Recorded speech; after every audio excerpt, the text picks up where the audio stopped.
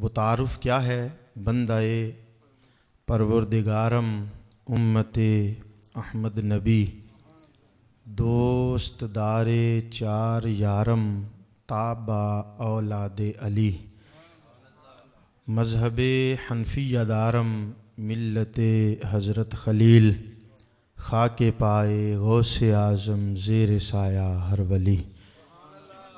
हम्द व सलात के बाद निहायत ही इज़्ज़त व एहतराम के लायक सामीन ग्रामी क़द्र खुसूसन बिलखुसूस हमारे निहायत ही अक़ीदतों और मोहब्बतों का मरकज़ और निहायत ही अज़ीम बुज़ुर्ग क़िबला पीर मोहम्मद असलम चिश्ती साहब ज़ीदा मजदहुल करीम और इनके साहबजादगान भाई एजाज़ चिश्ती साहब और शकील निज़ामी साहब, इनके हुक्म पर मैं आप सब अहबाब की खिदमत में ज़ियारत के लिए हाज़िर हूँ। मुझे हुक्म मिला है कि 11वीं शरीफ की महफ़िल है, ज़िक्र अली करना है। 11वीं जिस हस्ती के नाम पर है हज़रत गौसे आज़म रज़ी अल्लाह ताला अन्हो, वो ख़ुद भी दर अली के मंगते थे।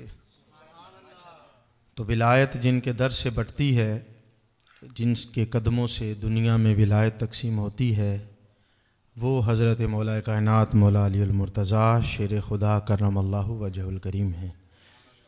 तो आप अहबाब से मैं गुजारिश करूँगा कि थोड़ी सी अपनी झिझक को ख़त्म करें और अभी हमने मुख्तसर वक़्त में चंद लम्हों में मौला अली का ज़िक्र सुन के और कर के अपने दिलों को मुनव्वर करना है।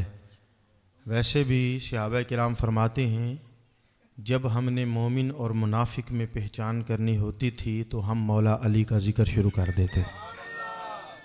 अली का नाम सुन के जिसके दिल को खुशी मिलती थी और जिसका चेहरा खिल उठता था, हम समझ जाते थे ये पक्का ईमान वाला है। ये सहाबा किराम का फ़ैसला है। तो लिहाजा मोहब्बत के साथ आपने समात फरमाना है। तो चंद एक जुमले मैं अर्ज़ कर देता हूँ कुरानी आयात के हवाले से और फिर चंद हदीसें और मेरी गुफ्तगू ख़त्म। कुरान मजीद की जो आया मुबारका मैंने आपके सामने पढ़ी है, परवरदिगार ने उसमें शहर मक्का की कसम बयान करते हुए इरशाद फरमाया है, ला उक़सिमु बिहाज़ल बलदी व अंता हिल्लुम बिहाज़ल बलद। कहा, ए प्यारे महबूब सल्लल्लाहु अलैहि वसल्लम, मैं इस शहर मक्का की गलियों की कसम सिर्फ इसलिए उठाता हूँ कि इन गलियों में आपके कदम लगे हुए हैं। इन गलियों में आपके कदम लगे हुए हैं। बात को समझें, मक्के की गलियों की कसमें अल्लाह महबूब के आने से पहले कभी नहीं उठाता। हज़रत इब्राहीम अलैहिस्सलाम आए, बल्कि अल्लाह के सारे पैगंबर इस काबे में तशरीफ़ लाए। हज़रत आदम से लेकर हज़रत ईसा अलैहिस्सलाम तक पहली मरतबा आदम अलैहिस्सलाम ने बनाया, दूसरी मरतबा हज़रत इब्राहीम और इस्माइल दोनों बाप बेटा ने बनाया। कदम खलील के भी लगे हैं लेकिन कसम नहीं उठाई। कदम कलीम के भी लगे हैं लेकिन कसम नहीं उठाई। कदम मसीह के भी लगे हैं लेकिन कसम नहीं उठाई। कहा, बड़ी इज़्ज़त वाला है काबा, मेरा घर है, बड़ा मुबारक है और बड़ा अज़मत वाला है, लेकिन इसकी अज़मत का मेयार कभी इस बुलंदी तक नहीं पहुंचा कि मुझे रब हो के कसम उठानी पड़े। लेकिन महबूबा, तेरे कदमों में बरकत इतनी है, जब से तेरे कदम लगे हैं काबा इतना बुलंद हो गया है, रब खुद कसमें उठा रहा है। काबे की कसमें उठा रहा। ला उक़सिमु बिहाज़ल बलदी, फरमाया मैं शहर की कसम सिर्फ इसलिए उठाता हूँ, व अंता हिल्लुम बिहाज़ल बलद, सोनिया तेरे कदम लगे हुए। अब मैं एक हदीस आपको सुनाता हूँ इस आयत से जोड़ के, और इसी आयत से मौला अली की मोहब्बत का जिक्र निकालते हैं।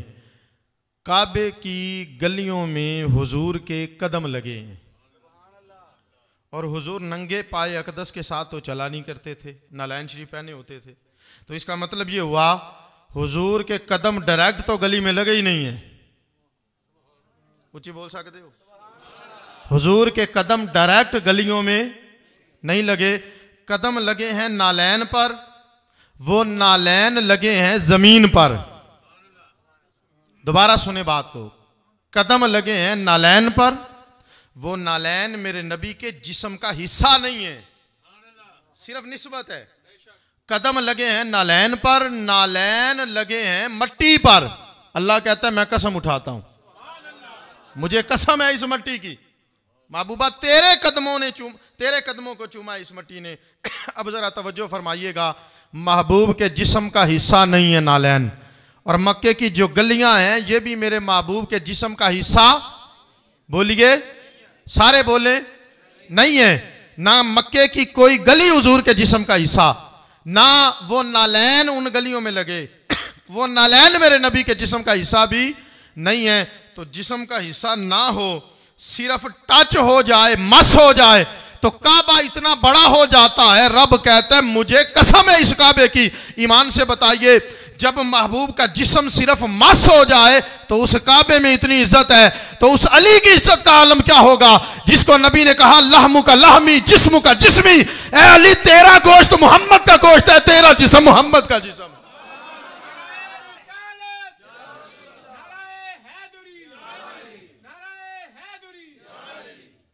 भाई हुजूर फरमाते हैं तेरा खून लहमु का लहमी जिस्मु का जिस्मी रूह का रूही। अली, तेरी रूह मुस्तफ़ा की रूह है, तेरा जिस्म मुस्तफ़ा का जिस्म है, और तेरा गोश्त मोहम्मद का गोश्त है सल्लल्लाहु अलैहि वसल्लम, और तेरी जान मुस्तफ़ा की जान। महबूब के तो सिर्फ कदम लग जाएं, महबूब के तो सिर्फ कदम लग जाएं तो शहर बुलंद हो जाता है, अजमत वाला हो जाता है। तो जो अली नबी के जिस्म का हिस्सा है, अल्लाह अकबर। मुझे क्या है, मौला अली का जिक्र करना है। मैंने कहा अली का जिक्र जैसा सुन्नी कर सकता है, किसी माँ ने आज तक जम्या ही नहीं। फरमाया रूह का रूही, जिस्मु का जिस्मी, जसदु का जसदी, लहमु का लहमी। और एक मकाम पे हुजूर ने फरमाया आना मदीनतुल इल्मी व अली जुन बाबुहा। फरमाया मैं इल्म का शहर हूँ, अली उसका दरवाजा है, अली उसका। पूरी हदीस नहीं सुनी आपने आज तक, मैं पूरी सुनाने लगा हूँ। हुजूर ने फरमाया आना मदीनतुल इल्मी व अली जुन बाबुहा, मैं इल्म का शहर हूँ, अली उसका दरवाजा है। आना बैतुल हिकमति व अली जुन बाबुहा, मैं हिकमत का घर हूँ, अली उसका भी दरवाजा। हिकमत का दरवाजा भी अली है, इल्म का दरवाजा भी, हिकमत का दरवाजा भी अली, इल्म का दरवाजा भी अली। अच्छा, मैं यहां मौला अली के इल्म के हवाले से एक बात थोड़ी अर्ज कर दूं, कुरान की एक आयत का सहारा लेकर। सूरह नमल है, 19वां पारा है। अल्लाह के एक पैगंबर बैठे हैं तख्त पे, और शान के साथ बैठे हैं, और दरबार सजा हुआ है गुलामों से। तो मलका चल पड़ी है मुल्क सबा से, बिल्किस नाम था उसका। तो हजरत सुलेमान का जी चाहा कि मैं मलका को उसी के तख्त पे बिठाऊं। तो आपने ऐलान कर दिया कौन है जो उसके पहुंचने से पहले उसका तख्त ले आए, कौन है? अच्छा, कुरान कहता है काल इफरीतुम मिनल जिन, एक बड़ा जिन खड़ा हुआ, उसने कहा अना आती का बिही कबला अन तकूम मिन मकामिक। ए महबूब, ए सोना सुलेमान अलैहिस्सलाम, आप अपनी जगह से बाद में उठेंगे, तख्त पहले ले आऊंगा। फजर के वक़्त बैठते थे, जोहर तक मजलिस चलती थी हजरत सुलेमान की। तो गोया उसने कहा फजर के वक़्त जाऊंगा, जोहर से पहले ले आऊंगा। 900 मील का सफ़र है, जाने आने में 1800 मील बनते हैं। तो कहा आपके उठने से पहले ले आऊंगा। फरमाया नहीं, मलका उससे पहले पहुंच जाएगी, मुझे पहले चाहिए, मुझे पहले चाहिए। कुरान कहता है काल लज़ी इंदहु इल्मुम मिनल किताब, वो खड़ा हुआ जिसके पास सुलेमान की किताब में से थोड़ा सा, सुलेमान की किताब में से थोड़ा सा। वो किताब कौन सी है? वो किताब है जो हजरत दाऊद पे नाजिल हुई, उसका नाम ज़बूर है। तो मालूम हुआ ज़बूर में से थोड़ा सा इल्म है, और पावर कितनी आ गई? कहा आना आती का भी कबला अय्यर तद्दा इलई का तरफुक, सोना आप खुली आंख को बंद बाद में करेंगे, तख्त बिल्किस का पहले आपके सामने पड़ा। आपकी आंख बाद में झपकेगी, तख्त बिल्किस का पहले आ जाएगा, तख्त बिल्किस का पहले आ जाएगा। अच्छा, वाकया मैंने नहीं सुनाना, सिर्फ इशारा करना था। अब ये जो पलक झपकने से पहले मलका बिल्किस का तख्त ला रहा है, उसकी जो ताकत की वजह कुरान ने बयान किया वो क्या है? बड़ी नमाजें पढ़ता था, कोई शक नहीं पढ़ता होगा। बड़ा जिक्र करता था, कोई शक नहीं अल्लाह वाले जिक्र में मसरूफ रहते हैं। कोई अल्लाह अल्लाह करता था, तस्बीह पकड़े रखता था, करता होगा। लेकिन कुरान ने जो वजह बयान की है इसकी पावर की, कहा इसके पास ज़बूर का थोड़ा सा इल्म था। ज़बूर का थोड़ा सा, काल अल्लाज़ी इंदहु इल्मुम मिनल किताब, ज़बूर का सारा इल्म नहीं, थोड़ा सा, सारा इल्म नहीं, थोड़ा सा। अच्छा, जिसके पास ज़बूर का थोड़ा सा इल्म हो उसकी पावर का ये हाल है, तो मौला अली तो वो हैं जो फरमाते हैं सारे कुरान का खुलासा सूरह फातिहा में है, सूरह फातिहा का खुलासा बिस्मिल्लाह के बा में है। फरमाया आना नुक्ता तू तातिल बा, लोगों वो कुरान की बिस्मिल्लाह की बा के नीचे जो नुक्ता है वो और कोई नहीं, मैं मौला अली हूं।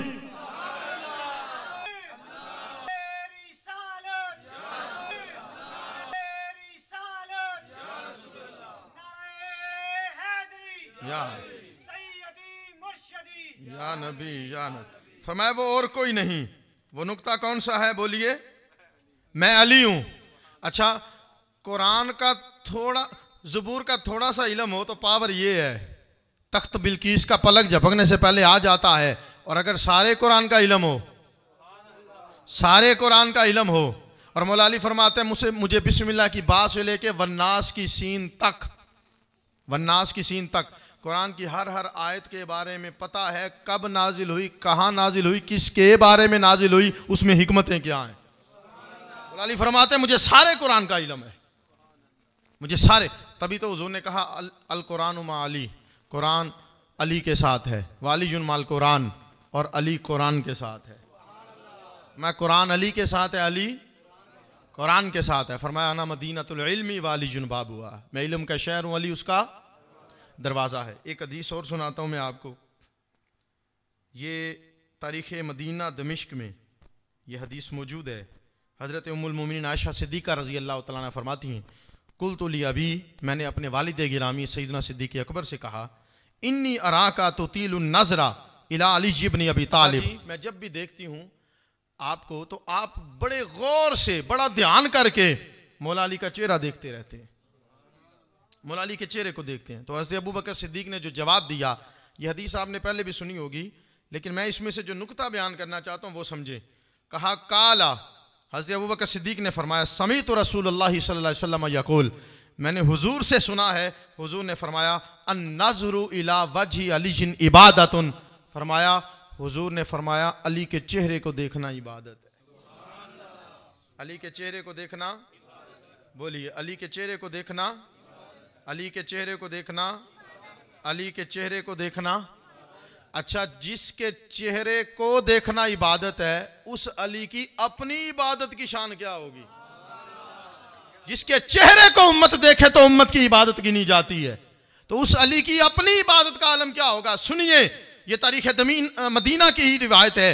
हज़रत मौला अली से किसी ने पूछा, फरमाया रब को कभी देखा है?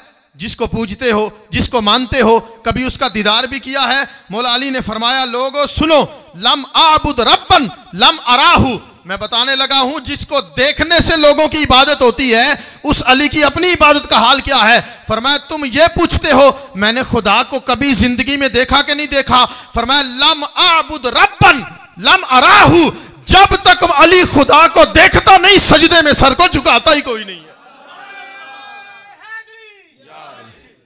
फरमाया जब भी मैं नमाज पढ़ता हूं सजदे में बाद में जाता हूं, पहले रब का जलवा देखा करता हूं, पहले रब का नजारा किया करता हूं। फरमाया मैं इल्म का शहर हूं, अली उसका दरवाजा है, अली उसका दरवाजा है। हजरत मौला अली का एक नाम हैदर है, एक नाम हैदर है। इस हैदर का जो लफ्ज है ना, इस लफ्ज पे बड़ी बातें हो सकती हैं, लेकिन मैं अरबी लुगत के हवाले से सिर्फ हैदर का माना बताने लगा हूं आपको।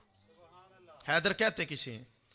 अरबी ज़ुबान की का ये हुसन है, बाज़ औक़ात एक एक लफ्ज़ के लिए बहुत सारे अल्फाज बोले जाते हैं एक मानी के लिए, और बसा औक़ात बहुत सारे अल्फाज के लिए एक ही माना इस्तेमाल होता है।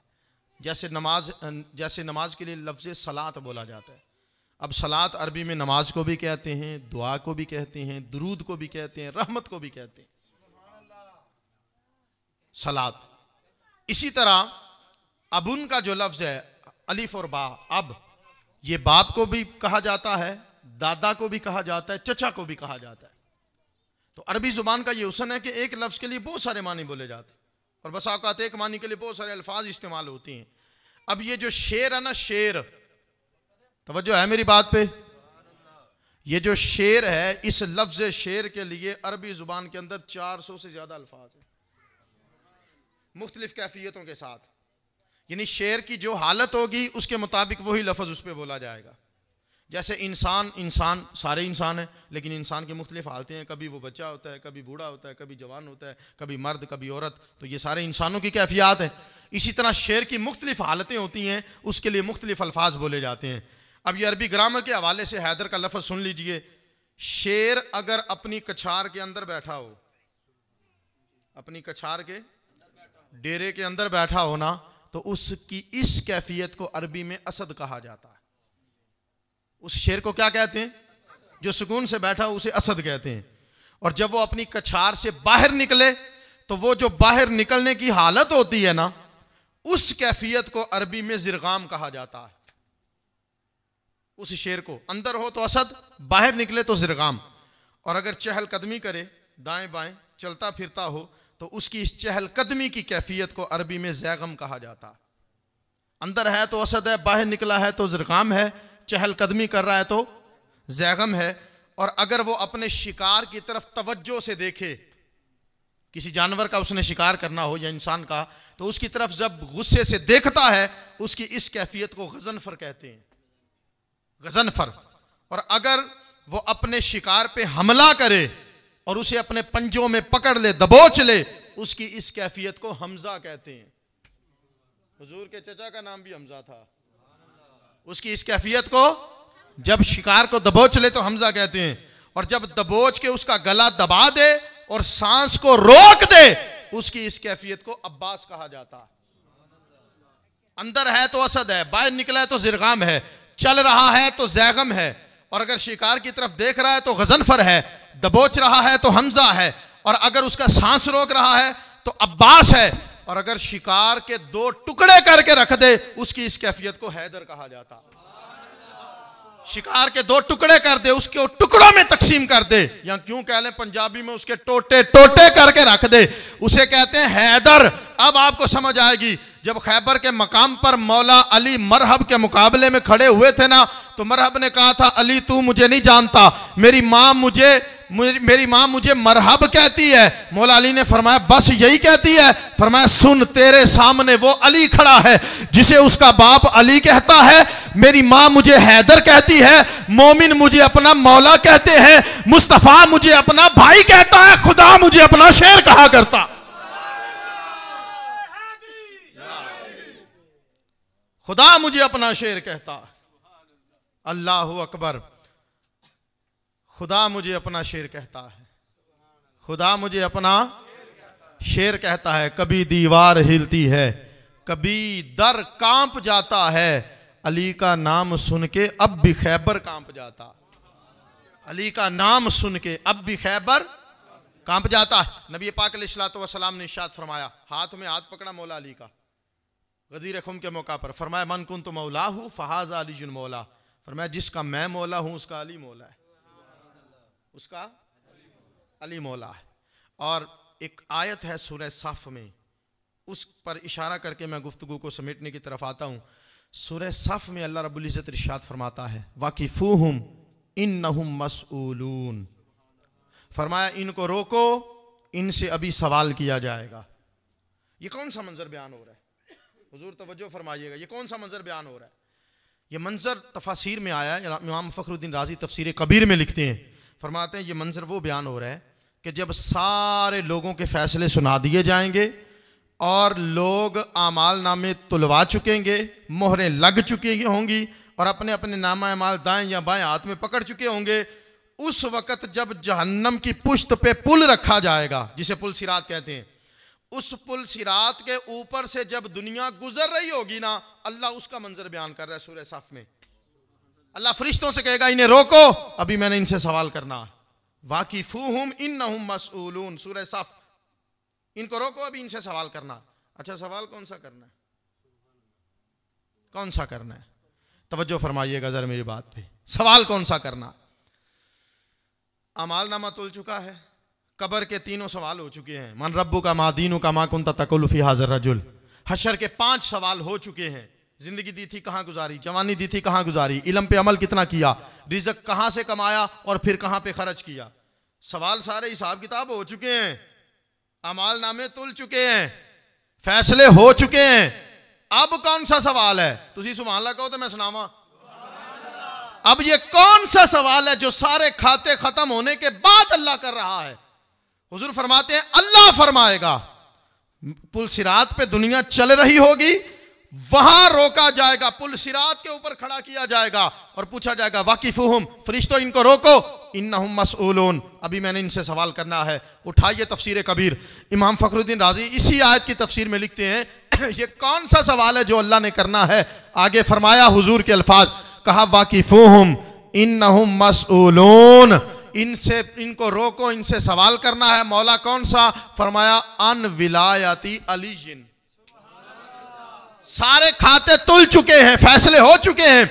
अल्लाह फिर कहेगा ए फरिश्तों, अगरचे जन्नत के फैसले हुए हैं लेकिन मेरे इन बंदों को, मेरे महबूब के गुलामों को, कलमा पढ़ने वालों को पुल सिरात पे रोको। मौला क्या करना है? फरमाया मैंने इनसे अभी सवाल करना है। मौला कौन सा? कहा सवाल ये करना है, बताओ अली से मोहब्बत करते थे या कोई नहीं करते थे?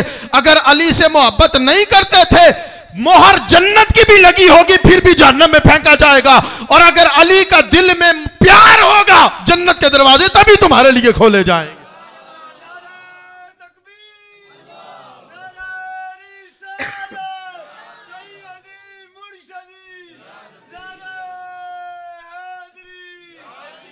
तो मालूम हुआ नमाजें, रोजे, हज, ज़कातें सारा कुछ लेके जाओ, फिर भी बात बन भी गई हुई ना, फिर भी रोका जाएगा। पूछो इनसे अली से मोहब्बत करते हैं कि नहीं करते? और हुजूर ने फरमाया अली मुझसे है, मैं अली से हूं। जिसने अली से मोहब्बत की उसने मुझसे मोहब्बत की, और जिसने मुझसे मोहब्बत की उसने खुदा से मोहब्बत की। और मेरे आका अलैहिस्सलातु वस्सलाम ने इरशाद फरमाया जन्नत की टिकटें भी अली ने दी नहीं है, जन्नत की टिकटें अली तकसीम करेगा। हजरत अबू बकर सिद्दीक उठे मौला अली की बारगाह में, कहा मुबारक हो, हुजूर से सुना है जन्नत की टिकटें आप देंगे। मौला अली मुस्कुराने लगे, फरमाया पूरी बात नहीं हुजूर ने आपको बताई। कौन सी? कहा हुजूर ने आपको कहा है जन्नत की टिकटें मैंने देनी है ना, तो मुझे हुजूर ने पाबंदी लगाई है अली टिकट उसी को देना जो सिद्दीक से प्यार करता होगा, जो अबू बकर से मोहब्बत करता होगा, टिकट उसको देनी। फरमाया जिसका मैं मौला उसका, बोलिए उसका अली मौला। हुजूर ने फरमाया मैं इल्म का शहर हूं, अली उसका दरवाजा। यहूदियों के चंद सवाल मेरे ज़हन में आ रहे हैं जो मौला अली से उन्होंने किए थे, अगर दिल है तो सुना दीजिए। ये जिस तरह की आपकी सुभान अल्लाह ना, इसका मतलब है बस करो, जरा मोहब्बत से एक जुबान से बोलिए सारे। जब हुजूर ने कहा ना मैं इल्म का शहर हूं, अली उसका दरवाजा है, अली उसका। इमाम बहकी ने सुनन अल कुबरा में लिखा, और सूफिया किराम फरमाते हैं, उरफा ने, सूफिया ने, अहले इल्म ने, अहलुल्लाह ने सीरत की किताबों में लिखा। वो फरमाते जब मौला अली से ये सवाल किया गया, जब हुजूर ने कहा मैं इल्म का शहर हूं, अली उसका दरवाजा है, तो चंद यहूदी मौला अली के पास आ गए और आके कहने लगे अली आपको हर शय का इल्म है? फरमाया अल्लाह के हुक्म से, पूछो तो सही। उन्होंने कहा आपको हर शय का इल्म कैसे है? फरमाया मैं उस मुस्तफ़ा से पढ़ा हूं जो खुदा से पढ़ा है। अर्रहमान अल्लमल कुरान, फरमाया रहमान वो है जिसने महबूब को कुरान आप सिखा के भेजा। तो जो मुस्तफ़ा, जो जिसको खुदा पढ़ाए वो आगे जिसे पढ़ा देना उसे अली उल मुर्तज़ा कहते हैं। कहा मैं मुस्तफ़ा से पढ़ा हुआ हूं, मैं महबूब करीम सल्लल्लाहु अलैहि वसल्लम से पढ़ा हुआ हूं। तवज्जो है मेरी बात पे? हुजूर से पढ़ा हूं। यहूदियों ने पूछा अच्छा वो एक बता जिसका दूसरा ना हो, जिसकी मिसल कोई दूसरा ना हो। वो दो बता जिसका तीसरा ना हो। वो तीन कौन है जिनकी मिसल चौथा कोई नहीं। वो चार कौन है जिन जैसा पांचवा कोई नहीं। वो पांच कौन है जिन जैसा छठा कोई नहीं। वो छह कौन है जिन जैसा सातवां कोई नहीं। वो सात कौन है जिन जैसा आठवां कोई नहीं। वो आठ कौन है जिनके साथ नौवां कोई नहीं। वो नौ कौन है जो है ना बदबख्त हैं। और वो 10 कौन है जिनके साथ 11वां कोई नहीं। कौन सा मर्द है जो बगैर माँ बाप के पैदा हुआ। कौन सी औरत है जो बगैर माँ के पैदा हुई? कौन सा मर्द है जो बगैर बाप के माँ के पेट से आया? कौन से दो दुश्मन हैं जिनकी आपस में दोस्ती नहीं हो सकती? कौन से जानवर हैं जो अंडे देते हैं? कौन से जानवर हैं जो बच्चे देते हैं? ये क्या है कि वो चुप किया। मौला अली ने फरमाया और भी सवाल हो तो पूछ लो। वो हैरान होकर पूछता है, अली इतने सवाल किसी से किए जाएं बंदे को गिनती भूल जाती है। आपने फरमाया पहले नहीं बताया था, मैं उस मुस्तफा से पढ़ा हूं जो खुदा से पढ़ के आया। कहा सुनो, वो एक जिसकी मिसल दूसरा कोई नहीं, वो मेरा अल्लाह है। लैसा कमिस्लिही शै, कुरान कहता है उसकी मिसल कोई नहीं, उसकी मिसाल कोई नहीं। फरमाया वो दो, वो दिन और रात हैं जिनमें अल्लाह ने दुनिया का निज़ाम चलाया हुआ है। वो तीन जिनके साथ चौथा कोई नहीं, वो लो कलम और कुर्सी हैं। और वो चार जिनकी मिसल पांचवा कोई नहीं, वो तौरात, ज़बूर, इंजील और कुरान मजीद है जिनकी मिसल पांचवी किताब कोई नहीं। वो पांच जिनकी मिसल छठा कोई नहीं। कहा वो पांच नमाजें हैं, फजर, जोहर, असर, मगरिब, इशा, जो अल्लाह ने अपने महबूब की उम्मत पे फर्ज फरमाई हैं। कहा वो छह जिनके साथ सातवां कोई नहीं। वो 6 दिन हैं जिनमें अल्लाह ने आसमानों जमीनों को पैदा किया। कहा वो 7 जिनके साथ आठवां कोई नहीं। वो 7 दिन हैं, वो 7 आसमान हैं, 7 जमीनें हैं। कहा वो 8 जिनके साथ 9वां कोई नहीं। वो 8 फरिश्ते हैं जिन्होंने अर्श को उठाया हुआ है। कहा वो 9 जिन जैसा बदबख्त 10वां कोई नहीं। कहा वो 9 हजरत साले की कौम के बदबख्त लोग थे जिन्होंने हजरत साले अलैहिस्सलाम की ऊंटनी को ज़बह कर दिया था। कहा वो 10 जो कामिल हैं, वो 10 रोजे हैं जिनका हुक्म अल्लाह सूरह बकरा में अपने महबूब की उम्मत को, हाजियों को देता है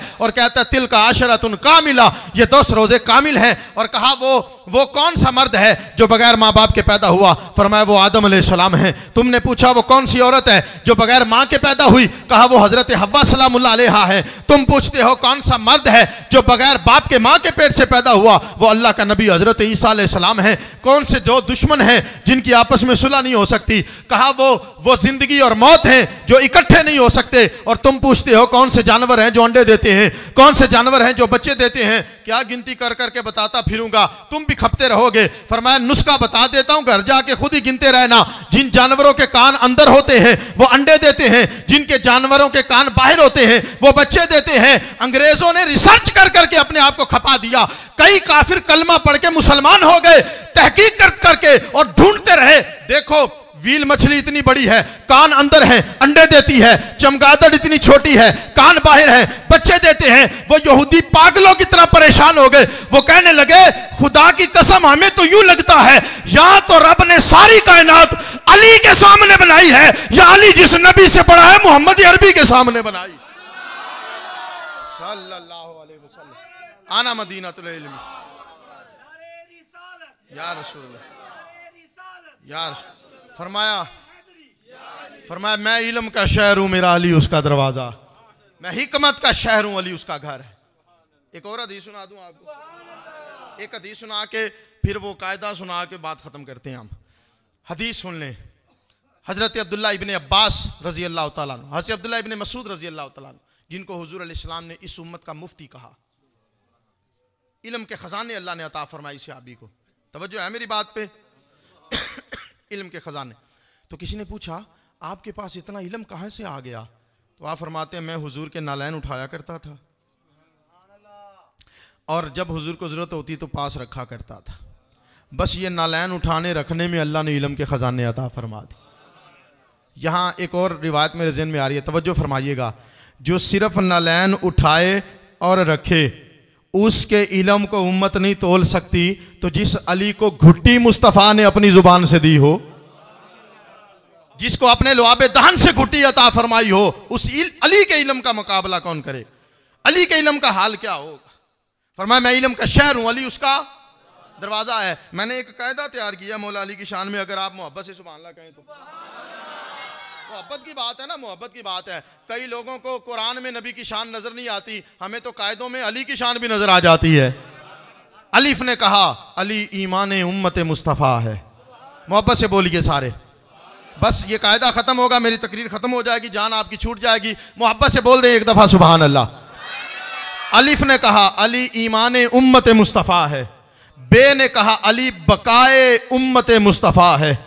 ते ने कहा अली तनवीर मुस्तफ़ा है। से ने कहा अली सनाए मुस्तफ़ा है। जीम ने कहा अली जलाले मुस्तफ़ा है। हे ने कहा अली हुस्ने मुस्तफ़ा है। खे ने कहा अली ख्याल मुस्तफ़ा है। रे ने कहा अली रुखे मुस्तफ़ा है, जे ने कहा अली ज़ियारत मुस्तफ़ा है, सीन ने कहा अली सुल्तान औलिया है, शीन ने कहा अली शहनशाह असफिया है, स्वाद ने कहा अली सदरे अतकिया है, जवाद ने कहा अली ज़ियाए मुस्तफ़ा है, फे ने कहा अली फ़ख्रे मुस्तफ़ा है, काफ ने कहा अली कल्बे मुस्तफ़ा है, काफ ने कहा अली किलके मुस्तफ़ा है, गाफ ने कहा अली गुलाबे अहले बैते मुस्तफ़ा है, लाम ने कहा अली लजपाले औलिया है, मीम ने कहा अली मजहर मुस्तफ़ा है, नून ने कहा अली नूरे मुस्तफ़ा है, वाव ने कहा अली वालिये उम्मत मुस्तफ़ा है, हा ने कहा अली हादिये गुनागारान मुस्तफ़ा है, ये ने कहा अली यकताए औलिया है। फिर बड़ी ये ने अदब से कहा अली नाल वैर पावे एवें तू नकम्मे आ, अली नाल वैर पावे एवें तू नकम्मे आ, ओए अली नाल वैर पावे एवें तू नकम्मे आ, जिथे तेरा हाथ हुंदा उथे अली जम्मे आ।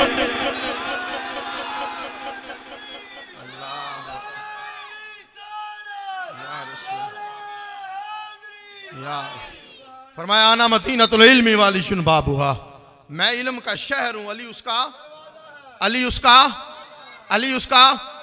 एक आयत और ज़हन में आ गई जी, क्या करें, मौला अली की मोहब्बत है ना, तो आयत और ज़हन में आ गई है कुरान। असहाबे कहफ का वाक़या अल्लाह बयान कर रहा है, असहाबे कहफ का।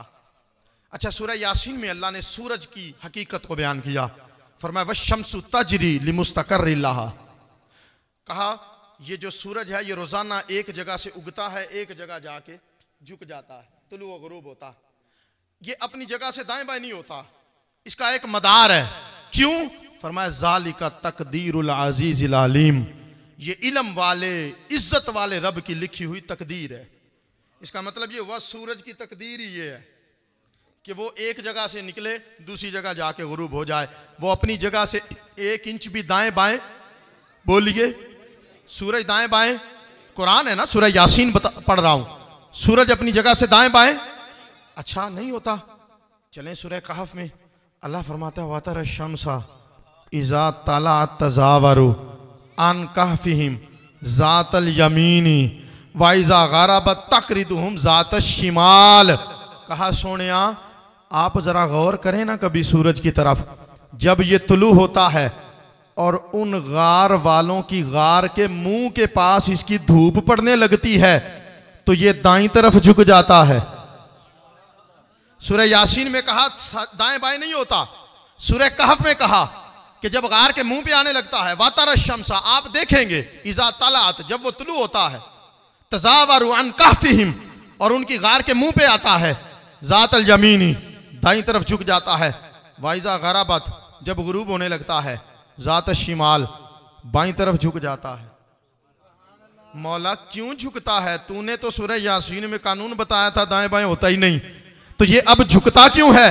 गार में क्या है? फरमाया वहुम फी फजवतिम मिनहु, उस गार में हमारे नेक बंदे सो रहे हैं। वो साहबे कहफ, वो वली, वो सो रहे हैं।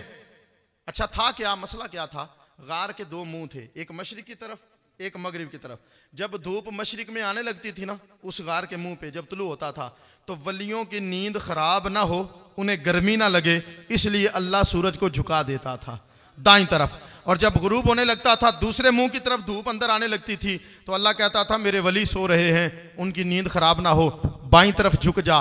वहुम फी फजवतिम मिनहु, उनके अंदर वली सो रहे हैं। इसका मतलब ये हुआ सूरज की तकदीर ये थी दाएं बाएं ना हो, लेकिन वलियों की नींद पे सूरज की तकदीर बदल गई। समझ नहीं आई तानू?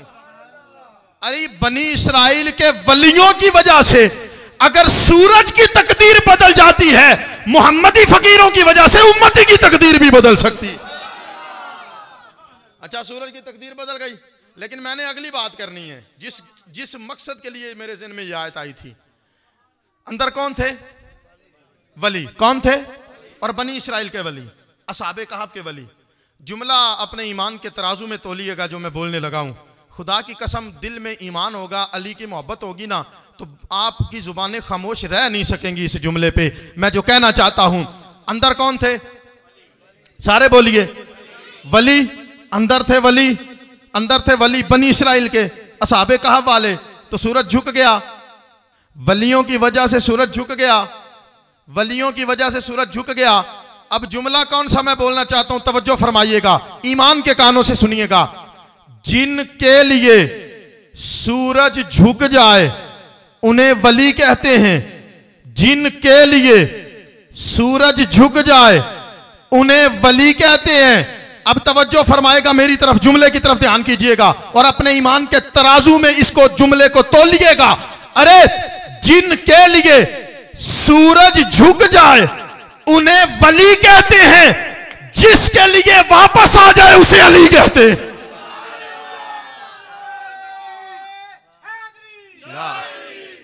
जिसके लिए झुके वो वली होता है, और जिसके लिए वापस आए, जिसके लिए वापस आए वो अली होता है। जिसके लिए झुके वो वली, जिसके लिए वापस आए वो अली। एक और बात आ गई, परेशान बैठे हो। अजान का वक्त क्या है जी, ये बता दें। अजान का टाइम 4:30, अभी तो काफी टाइम पड़ा हुआ है। मैं तो थक गया हूं। मोहब्बत से बोलें सुभान अल्लाह जरा। जिनके लिए झुक जाए वो वली, जिनके लिए वापस आ जाए वो। अच्छा, सिर्फ एक बात सुना के बात को खत्म करते हैं। जिंदगी रही, मौका बना तो फिर कभी इसी बात से, यहीं से बात का आगाज किया जाएगा। एक ही बात पे बात खत्म करता हूं। जब फतह मक्का हुआ तो हुजूर अलैहिस्सलाम ने हजरत अली को कहा कि मेरे कंधों पे चढ़ो और बुतों को तोड़ो, काबे को पाक करो।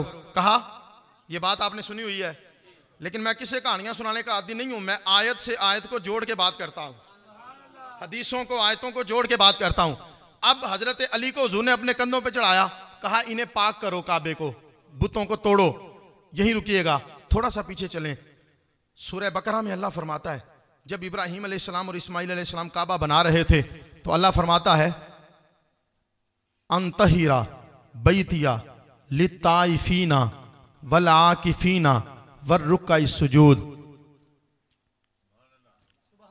कहा जब इब्राहिम और इस्माइल काबा बुलंद कर रहे थे ना, तो हमने इब्राहिम से कहा प्यारे खलील इस काबे को पाक करें, तवाफ करने वालों के लिए, रुकू करने वालों के लिए, सजदा करने वालों के लिए, इस घर को पाक करें। अच्छा, किसने कहा खलील को? अल्लाह ने। अल्लाह ने फरमाया खलील से काबे को पाक करें। अच्छा, जब काबा बन गया तो खलील ने पाक कैसे किया? तवज्जो है मेरी बात पे। पाक कैसे किया? खलीलुल्लाह अलैहिस्सलाम मकाम इब्राहिम पे खड़े होते हैं और कहते हैं मौला वबास फीहिम रसूलम मिनहुम यतलु अलैहिम आयातिका व युअल्लिमुहुमुल किताब वल हिकमता व युज़क्कीहिम। अल्लाह कह रहा था खलील काबे को पाक करो। खलील दुआ मांग रहा है, या अल्लाह वो हबीब भेज दे जिसने पाक करना है। अल्लाह खलील को कहता है पाक करो, खलील हबीब मांगता है कि हबीब भेज दे जिसने पाक करना है। अच्छा, जब वो हबीब आया उसने पाक कैसे किया? कहा अली तू कर, अली मेरे कंधों पे चढ़ जा। कमाल नहीं हो गया? रब कहता खलील तू पाक कर, खलील कहता हबीब भेज दे जिसने पाक करना है। और हबीब जब आता है तो कहता है अली तू मेरे कंधों पे चढ़ के पाक कर। क्यों? क्योंकि काबा तेरी जन्म भूमि है, तू काबे के अंदर आया है, पैदा हुआ है, तो जिस जगह पे तू पैदा हुआ पाक भी अली अपने हाथों से करेगा।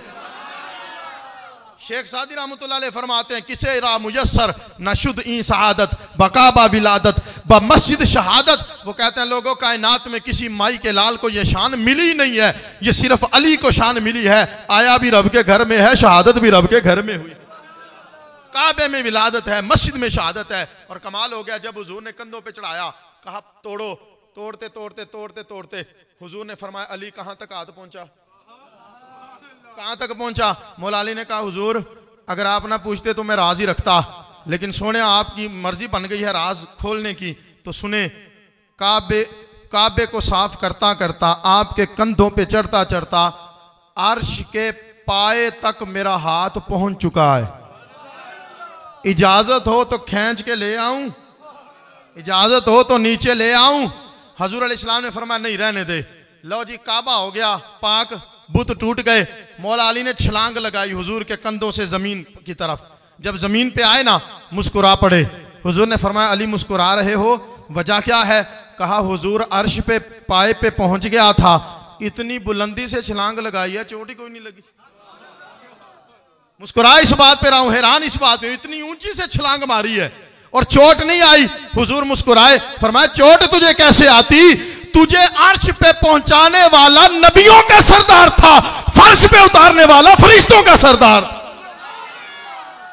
फरिश्तों का सरदार।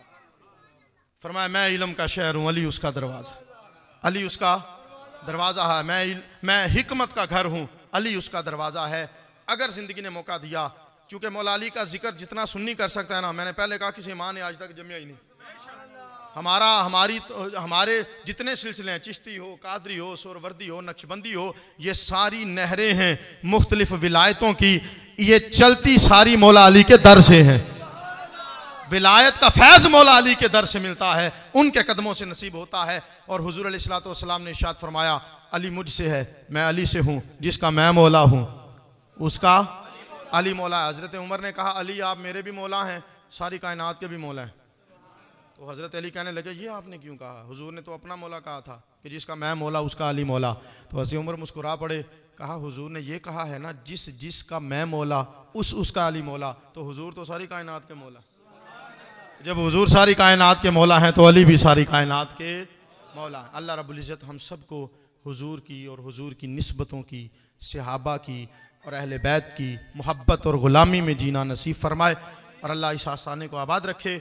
बड़ी मोहब्बतों के साथ इन बुज़ुर्गों ने इस महफ़िल पाक का एहतमाम किया।